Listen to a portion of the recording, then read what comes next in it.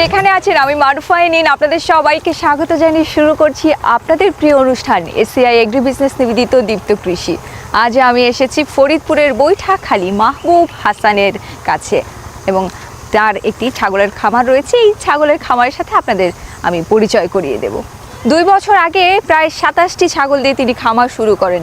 এরপরে হঠাৎ করেই 27 থেকে 5-এ নেমে আসে তার ছাগলের সংখ্যা, কিন্তু তিনি হাল ছাড়েননি, এগিয়ে গেছেন। কিভাবে এগিয়ে গেছেন এবং এখন তার খামারের কি অবস্থা রয়েছে সেই সম্পর্কে আপনাদের সামনে তুলে ধরবো। আশা করছি পুরো আয়োজন জুড়ে আপনারা আমাদের সাথে থাকবেন। ছাগল বাংলাদেশের অতি গুরুত্বপূর্ণ একটি পশু সম্পদ। দেশের দরিদ্র জনগোষ্ঠীর আয়ের অন্যতম প্রধান উৎস এই ছাগল পালন। বাংলাদেশে বেকার সমস্যা ও দারিদ্র্য হ্রাস, মাংস উৎপাদন বৃদ্ধি, বৈদেশিক মুদ্রা অর্জন, সর্বোপরি আমাদের রসনার পরিতৃপ্তি ঘটানোর ক্ষেত্রে ছাগল অত্যন্ত গুরুত্বপূর্ণ। আসসালামু আলাইকুম মাহবুব ভাই। ওয়ালাইকুম আসসালাম। ভালো কেমন আছেন? আছেন? হ্যাঁ, ভালো আছি।